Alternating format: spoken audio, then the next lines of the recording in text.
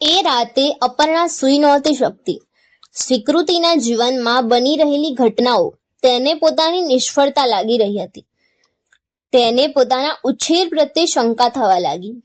સુધાકરના ખભા પર માથું મૂકીને અપર્ણા ક્યાંય સુધી બેડરૂમમાં રડતી રહી. એક મમ્મી તરીકે હું નિષ્ફળ ગઈ છું, આંખમાં આંસુ સાથે અપર્ણાએ કહ્યું. એમાં તારો કોઈ વાંક નથી. સંતાનો એકવાર સમજણા થઈ જાય પછી એમની દુર્દશા માટે તેઓ પોતે જવાબદાર હોય છે. અપર્ણાના માથા પર હાથ ફેરવતા સુધાકરે કહ્યું. પણ એની સમજણ વિકસાવવામાં હું જ ક્યાંક ઊણી ઉતરીને.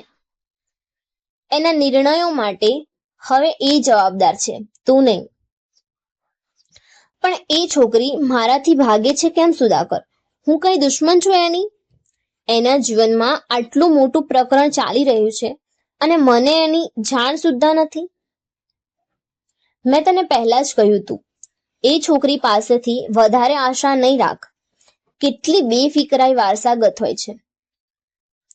તો પછી એનામાં મારા જીન્સ પણ હોવા જોઈએ ને. મેં જન્મ આપ્યો છે એને, મારું લોહી રેડીને ઉછેરી છે. એક ક્ષણ માટે પણ મારાથી દૂર નથી કરી. બાળપણથી આજ સુધી એ જ્યાં પણ ગઈ છે હું એની સાથે રહી છું. એનો ચહેરો જોઈને એની લાગણીઓ સમજી જાઉં છું. જે શબ્દો એ નથી બોલી એ શબ્દો પણ આજ સુધી સાંભળતી અને સમજતી આવી છે. એનું મૌન પારખી લઉં છું. એનો ગુસ્સો, અકળામણ, નિરાશા અને ચિંતા બધું જ સમજી જાઉં છું. અને કેમ ન સમજું? માં છું એની. હું નહીં સમજું તો બીજું કોણ સમજશે? એટલું બોલીને અપર્ણા ચૂપ થઈ ગઈ. કશું જ બોલ્યા વગર સુધાકર ઊંડા શ્વાસ લેતો રહ્યો. એના ચહેરા પર એક ગજબ તાટસ્થ્ય ભાવ હતો, જાણે આ બધા સાથે સંકળાયેલા હોવા છતાં એ બધાથી અલિપ્ત હતો. ગિલ્ટ ટ્રીપ પર નીકળી ગયેલી અપર્ણા પોતાના વિચારોમાં ખોવાયેલી હતી. એક લાંબા વિરામ પછી અપર્ણાએ કહ્યું. એના દરેક ભાવ ચપટી વગાડતા પરખી જનારી હું આટલી મોટી વાત કેમ ન જાણી શકી? સુધાકરે શાંતિથી કહ્યું. કારણ કે તું એની મમ્મી છે, જાસૂસ નથી. એને કોલેજ બંક કરી એ વાતનું દુઃખ નથી. તકલીફ એ વાતની છે કે મને અંધારામાં રાખીને એ કોઈ લંપટ પુરુષને મળતી રહી. એની હિંમત તો જો સુધાકર, મારી સામે બળવો પોકારીને પેલા દુષ્ટ માણસની તરફેણ કરે છે. એને મમ્મીનો પ્રેમ નથી દેખાતો, એક અજાણ્યા પુરુષનું આકર્ષણ દેખાય છે. પ્રેમમાં અંધાપો આવી જ જાય, સુધાકરે કહ્યું. અરે પણ કેટલો? લાગણીઓનો ખ્યાલ ન રહે એ તો સમજ્યા, પણ ઉંમરનો ભેદ પણ ભૂલી જવાય. એ પુરુષ આપણી ઉંમરનો હશે સુધાકર. એ પુરુષ સાથે આપણે કોઈ લેવા દેવા નથી. આપણું કામ સ્વીકૃતિને કાબુમાં રાખવાનું છે. હું નિષ્ફળ તો નથી ગઈ ને સુધાકર? દીકરીને ઉછેરવામાં કોઈ ભૂલ તો નથી કરીને? હું તને અનેક વાર આશ્વાસન આપી ચૂક્યો છું કે એના પરાક્રમો માટે તું જવાબદાર નથી. એ એની લાઈફ છે, એના નિર્ણયો છે. એના ભાગ્ય પર છોડી દે એને. એમ કેવી રીતે છોડી દઉં? ગામને ખબર પડશે તો એના માગા નહીં આવે.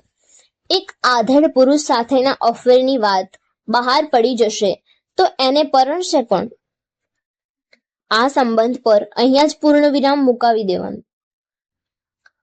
પણ કોલેજ? ડીન સર તો બહુ ગુસ્સામાં હતા.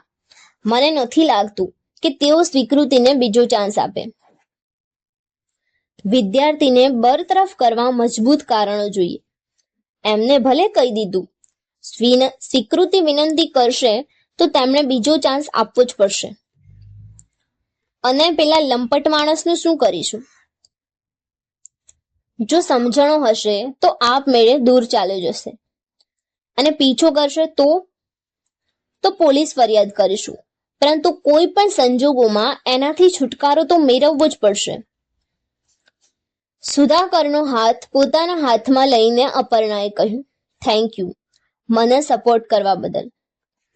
પછી બંને હાથ સુધાકરના ગળાની ફરતે વીંટાળીને, તો મિસ્ટર સુધાકર દેસાઈ, મને આપવા માટે આટલો બધો ટેકો તમે ક્યાંથી લાવો છો?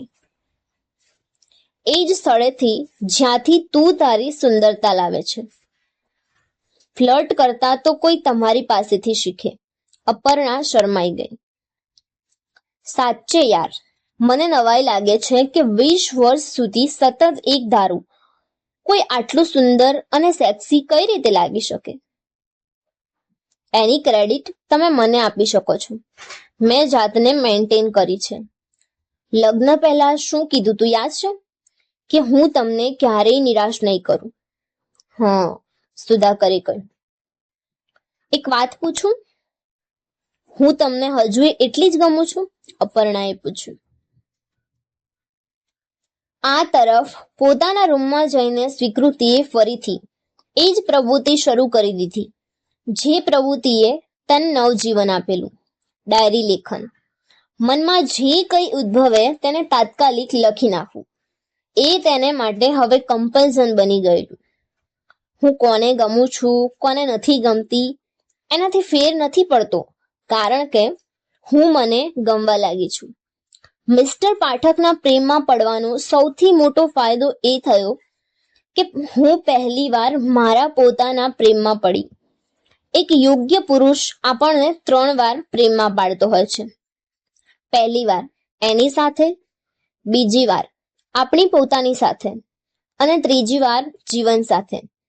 અને હું આ ત્રણેયના પ્રેમમાં પડી ચૂકી છું. આવી હિંમત, બેફિકરાઈ અને સ્પષ્ટતા આજ પહેલા ક્યારેય નથી અનુભવી. મેં તો એવું સાંભળેલું કે પ્રેમ આંધળો હોય છે, પણ મને તો બધું સ્પષ્ટ દેખાવા લાગ્યું છે.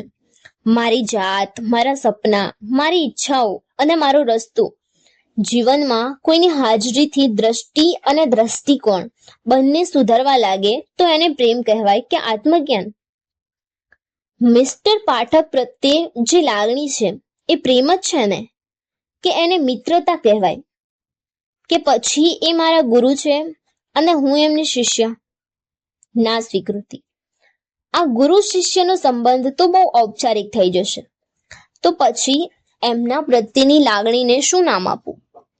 હે ભગવાન, આ સંબંધ આટલો જટિલ કેમ છે?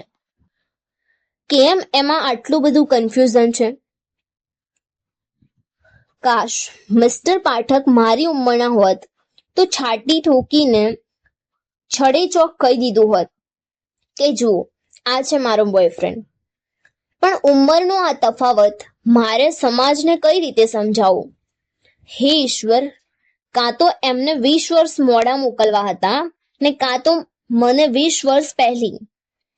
એક રીતે જોઈએ તો આ અવતાર અને અવસ્થા પણ કઈ ખોટા નથી.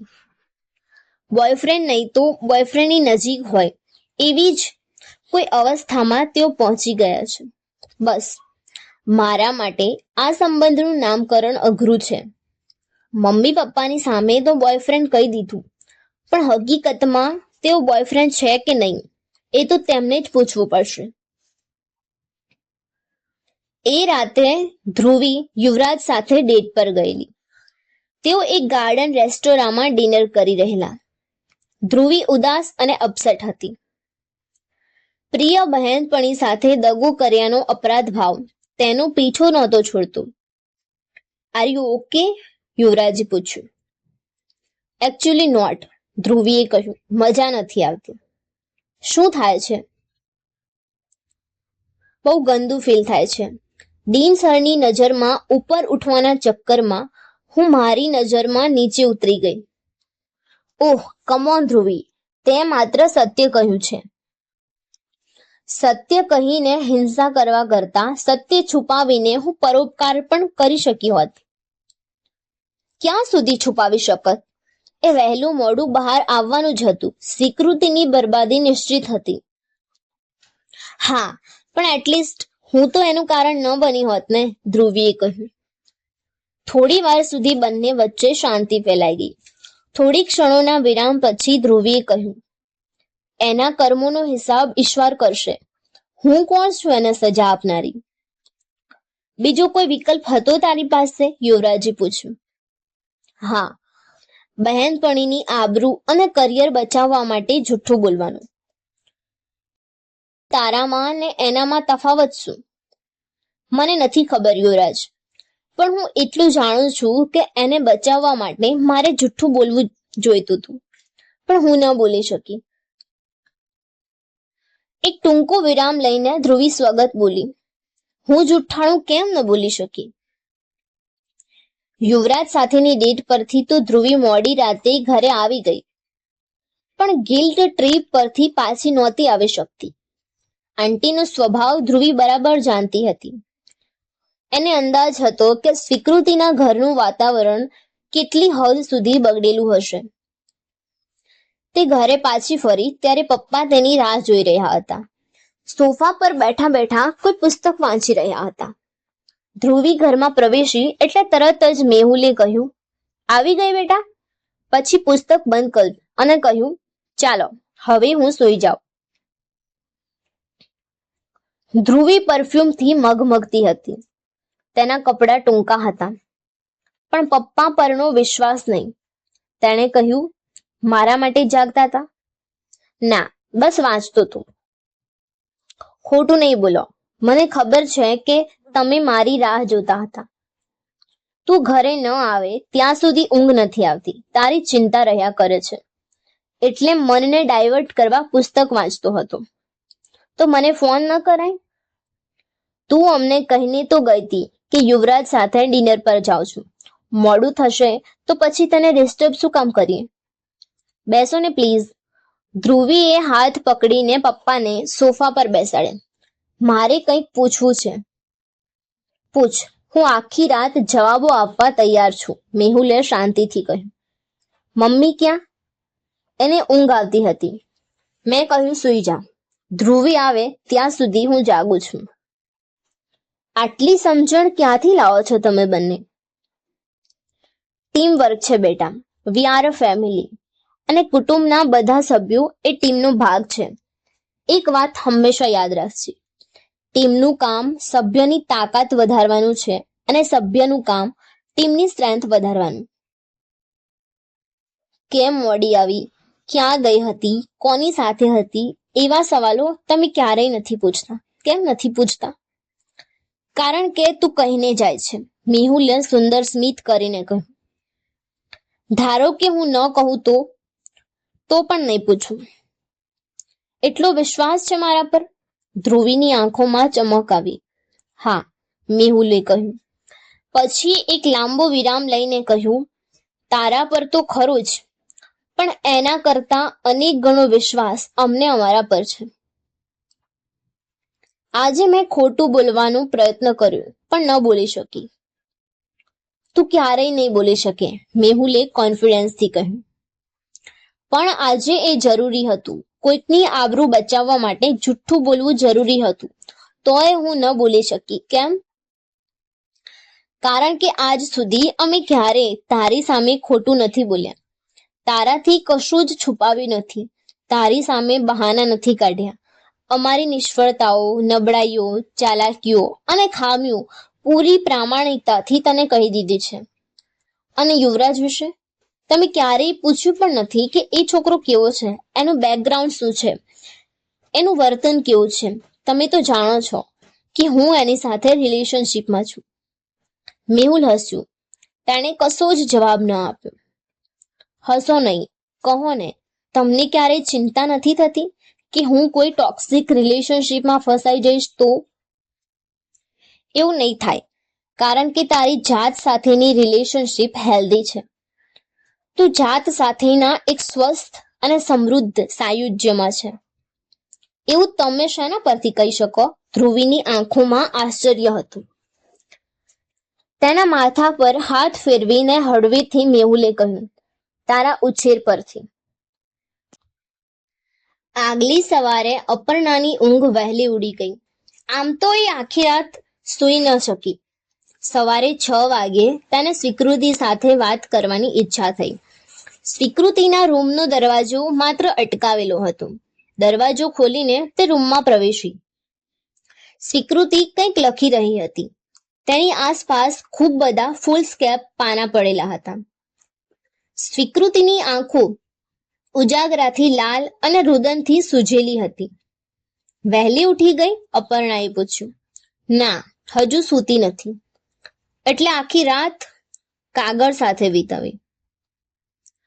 આવું કેમ કરે છે બેટા? કહીને અપર્ણા એની બાજુમાં બેસી ગઈ. તેના માથા પર હાથ ફેરવવા લાગી. તારી ચિંતા થાય છે દીકરી, પણ હવે મને મારી ચિંતા નથી થતી. ક્યારેક તો મને તારી ભાષા જ નથી સમજાતી. લેખકોની ભાષા અટપટી હોય છે, એ માત્ર એના ભાવકો અને વાચકોને સમજાય છે. એ માણસનો મોહ છોડી દે બેટા, દુઃખી થઈશ. દુઃખી હતી એ માણસે તો મને દુઃખમાંથી ઉગારી છે. તને તારી ઉંમરનું છોકરું મળી જશે. ડોક્ટર ન હોય તો પણ વાંધો નથી, પણ એટલીસ્ટ તારી ઉંમરનું તો હોવું જોઈએ ને. મારી ઉંમર છોડ, મેં તો તમારી ઉંમરના લોકોમાં પણ એમના જેટલી પરિપક્વતા, સમજણ અને સ્થિરતા નથી જોઈ. એટલે કોઈ વડીલને પરણીશ તું? મેં લગ્નની વાત જ નથી કરી મમ્મી. મેં તો ફક્ત એટલું કહ્યું છે કે એ માણસ મને ગમે છે. આ સંબંધનું કોઈ ભવિષ્ય નથી, અપર્ણાએ કડકાઈથી કહ્યું. બહુ જીવી લીધું ભવિષ્ય અને ભૂતકાળમાં. હવે તો ફક્ત વર્તમાનમાં જીવું છું હું તને સમજાવવા આવી છું બેટા. બહુ મોડું થઈ ગયું છે મમ્મી. એમની સમજણ સામે તમારા બધાની સમજણ હંમેશા ટૂંકી પડવાની. એ કોઈ ભગવાન છે? શું ક્યારની એના ગુણગાન ગાવામાંથી ઊંચી નથી આવતી? તું મળીશ ને તો તું પણ એના પ્રેમમાં પડી જઈશ. Just shut up. સમજી વિચારીને બોલ. આપણે એક સભ્ય સમાજમાં રહીએ છીએ. એ સમાજની કેટલીક મર્યાદાઓ છે, રીત રિવાજો અને નિયમો છે. હું જ્યારે ડિપ્રેશનમાં હતી ત્યારે આ સમાજ ક્યાં હતો? જ્યારે મને આત્મહત્યાના વિચારો આવતા હતા ત્યારે આ રિવાજો અને નિયમો ક્યાં હતા? જ્યારે હું અફાટ ઉદાસીના સમંદરમાં ડૂબી રહી હતી ત્યારે એ માણસે મને બચાવી છે. એ મારો તારણહાર છે. જન્મ ભલે તે આપ્યો હોય, પણ મને નવજીવન તો એને જ આપ્યું છે. અપર્ણા ચૂપ થઈ ગઈ. તેની પાસે કોઈ જવાબ નહોતો. અપર્ણા માટે તો એ જ સૌથી મોટા સમાચાર હતા કે સ્વીકૃતિ ડિપ્રેશનમાં હતી. તું ડિપ્રેશનમાં? પણ તે ઘરમાં તો ક્યારેય... શું વાત કરું? કોને વાત કરું? મને તો કરાય ને. તારા સવાલોમાંથી નવરાશ મળે તો તું મારી વાત સાંભળે ને. અપર્ણા સમસમી ગઈ. તે એક ઊંડા આઘાતમાં સરી પડી. સ્વીકૃતિએ કહ્યું, તારી અસલામતી અને શંકાની વચ્ચે એટલી સ્પેસ જ નથી કે હું મારા પ્રોબ્લેમ્સ તને કહી શકું. અપર્ણાની આંખમાંથી આંસુ ટપકવા લાગ્યા. મેં તારા ઉછેરમાં કંઈ બાકી નથી રાખ્યું અને છતાં તું આવું વિચારે છે? હું વિચારતી નથી મમ્મી, આ બધું અનુભવું છું. આજ સુધી મારું વિશ્વ તારી જ આસપાસ રહ્યું છે. તું જ્યાં જાય ત્યાં હું પણ તારી સાથે રહું છું. તારા ગમા અણગમા, શોખ, મિત્રો, પ્રવૃત્તિઓ બધામાં તારી સાથે રહી છું. એક સેકન્ડ પણ તને અળગી નથી કરી, મારાથી દૂર નથી જવા દીધી. અને છતાંય કદાચ એટલે જ. સ્વીકૃતિએ કોરી કટ આંખો સાથે કહ્યું, ક્યારેક ગૂંગળામણ થાય છે મમ્મી કે ક્યારેય મને મારા શોખને, મારા સપનાને વિસ્તરવાની મોકળાશ જ નથી આપી. તારું સપનું હતું કે હું ડોક્ટર બનું, લોકો મને આદર આપે, સમાજમાં મારું નામ થાય, મારી લાયકાત અને પ્રતિષ્ઠા જોઈને લોકો તને શાબાશી આપે. તારે તારા પેરેન્ટિંગને શ્રેષ્ઠ બનાવતું, મને નહીં. અપર્ણા અવાચક બની ગઈ. એની પાસે દલીલો ખૂટી પડી. સ્વીકૃતિએ કહ્યું, હું તો એક કોરો કાગળ હતી. તું એમાં તારા શબ્દો, સપના અને ઈચ્છાઓ લખતી રહી, કારણ કે તું ઈચ્છતી હતી કે તારા લખાણ પરથી લોકો તારી પ્રશંસા કરે, દીકરીને ડોક્ટર બનાવવા માટે તારી વાહવાહી કરે. પણ આ બધામાં તે ક્યારેય એવું તો પૂછ્યું જ નહીં મમ્મી કે મારું સપનું શું છે, મારે શું કરવું છે, મને શું ગમે છે. શું કરવું છે તારે? ટપકતા આંસુ સાથે અપર્ણાએ પૂછ્યું. મારે ડોક્ટર નથી બનવું. માં ગુંગળામણ થાય છે મને. સ્કોલર અને તેજસ્વી લોકોની વચ્ચે મારું જીવ મૂંઝાય છે. જ્યારે પણ કોલેજ જાઉં છું ત્યારે એવું લાગે છે કે જાણે બુદ્ધિ અને યાદ શક્તિનું પ્રદર્શન યોજાયું છે. સૌ કોઈ પોતાની જાતને હોશિયાર સાબિત કરવાના પ્રયત્નોમાં લાગી ગયું છે. દરેકને કંઈક સાબિત કરવું છે, દરેકને પહેલા આવવું છે. બૌદ્ધિકોની એ દોડમાં મને મૂંઝારો થાય છે. હું કરમાઈ જાઉં છું. મારે બૌદ્ધિકોની વચ્ચે નથી રહેવું મમ્મી, મારે જ્ઞાનીની સાથે રહેવું છે. કોલેજ છોડીને શું કરીશ? મારે લખવું છે મમ્મી. પોતાની આસપાસ વેરવિખેર પડેલા પાના તરફ નજર કરીને સ્વીકૃતિએ કહ્યું. આ શબ્દોમાંથી મને નવું જીવન મળ્યું છે. આ ભાષાએ મારામાં પ્રાણ પૂર્યા છે. હવે મને ખબર પડવા માંડી છે મમ્મી કે મને શું ગમે છે. શું ગમે છે તને? કલા. સ્વીકૃતિની આંખોમાં ચમક આવી ગઈ. સાહિત્ય, વાર્તા, નિબંધ. હું બોહેમિયન છું મમ્મી. મારી અંદર એક કલાકાર રહેલો છે, એક સક્ષમ લેખિકા રહેલી છે. હું 9 થી 5 કામ માટે સર્જાયેલી નથી. હું એટલી બોરિંગ નથી મમ્મી કે આખું જીવન એક જ પ્રકારનું કામ કરી શકું. મારું જીવન રંગીન છે. એમાં એટલા બધા રંગો છે કે આબ ખૂટી જશે પણ રંગો નહીં ખૂટે.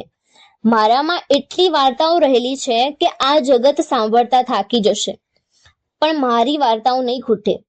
બિલીવ મી મમ્મી, સમાજને જરૂર છે વાર્તાઓની. મારી વાર્તાઓ સાંભળવા સમાજ તૈયાર અને તત્પર બેઠો છે. વાર્તાઓ કહેવાથી પેટ નથી ભરાતું. પુસ્તકો લખવાથી કમાણી નથી થતી. રૂપિયા વગર શું કરીશ? હું નથી ઈચ્છતી કે તું મારી જેમ પરાવલંબી બની જાય. જ્યારે કોઈની પાસે રૂપિયા માંગવા અને હિસાબ આપવા પડે છે ત્યારે સ્વમાનના ટુકડાઓ થઈ જાય છે. એટલે હું તને ડોક્ટર બનાવવા માંગતી હતી, તો આર્થિક રીતે સ્વતંત્ર બની શકે, મન ફાવે ત્યાં અને મન ફાવે ત્યારે ખર્ચો કરી શકે. પણ જે પ્રવૃત્તિ તે પસંદ કરી છે એમાં કોઈ આર્થિક સલામતી નથી બેટા. કેટલીક પ્રવૃત્તિઓથી વોલેટ કે પેટ નથી ભરાતું પણ જીવનનો ખાલીપો દૂર થઈ જાય છે. આર્થિક રીતે સ્વતંત્ર બનતા પહેલા ભાવનાત્મક રીતે સ્વતંત્ર બનવું જરૂરી છે. અને નિશ્ચિત તો કશું જ નથી મમ્મી. કોઈ એક ડિગ્રી મળી જવાથી સફળતા કે સુખની ચાવી નથી મળી જતી. કદાચ ઓછું કમાઈશ પણ જીવતી તો રહીશ ને. પ્રકૃતિનો એક સિદ્ધાંત છે, જે પ્રવૃત્તિને આપણે પોષીએ છીએ એ જ પ્રવૃત્તિ પછી આપણને પોષણ આપે છે. બારીની બહાર સ્થિર થઈ ગયેલી નજર સાથે અપર્ણાએ કહ્યું. ને આ બધું તને પેલા માણસે કહ્યું, રાઈટ? ના મમ્મી, એણે તો ખાલી બારણું ઉગાડ્યું છે મારી અંદર રહેલા એક એવા વિશ્વનું જે અત્યાર સુધી હું ન જોઈ શકી. પણ એ જોઈ શક્યું. અપર્ણાએ વાક્ય પૂરું કર્યું. મારું એવું સ્વરૂપ જે અત્યાર સુધી મને ન દેખાયું પણ એને શોધી નાખ્યું. એ પુરુષ નહીં, પારસમણી છે. હું એક નિસ્તેજ પથ્થરની જેમ પડેલી હતી. એના સ્પર્શથી હું સોનેરી થઈ ગઈ છું. ગઈ રાતે મેં અને તારા પપ્પાએ નક્કી કરેલું કે જ્યાં સુધી તારા મનમાંથી પેલા માણસનું ભૂત નહીં ઉતરે ત્યાં સુધી અમે તને નજર કેદમાં રાખીશું. પપ્પાની સૂચના હતી કે તને રૂમમાં પૂરી દેવામાં આવે. અને સિરિયસલી આજે અમારો પ્લાન તને આ રૂમમાં બંધ કરી દેવાનો હતો. જ્યાં સુધી તું એવું વચન ન આપે કે તું પેલા પુરુષને હવે ક્યારેય નહીં મળે ત્યાં સુધી, તું એનો નંબર ડિલીટ ન કરી નાખે, એને સોશિયલ મીડિયા અને વોટ્સએપ પર બ્લોક ન કરી દે ત્યાં સુધી. મનમાંથી કઈ રીતે ડિલીટ કરશો? સ્વીકૃતિએ સજળ આંખે પૂછ્યું. હું પણ એ જ ઈચ્છું છું કે પૂરી દો મને. મારે હવે ક્યાંય નથી જવું. બસ અહીંયા બેસીને લખવું છે. મને હવે કારાવાસનો ડર નથી રહ્યો કારણ કે હું મનની કેદમાંથી મુક્ત થઈ ગઈ છું. પેલા માણસને મળવા નથી જવું. એ માણસે મને ભાવનાત્મક સ્વતંત્રતા શીખવી છે, આત્મનિર્ભર બનતા શીખવી છે. એણે એકવાર મને કહેલું કે મારી સાથેની મુલાકાત ત્યારે સાર્થક થઈ ગણાશે જ્યારે મને મળવાની જરૂરિયાત ખરી પડશે. મને તો એમ હતું કે એને મળવા માટે તું ધમપછાડા કરીશ, ઘર છોડીને ભાગી જઈશ, અપર્ણાએ આશ્ચર્ય સાથે કહ્યું.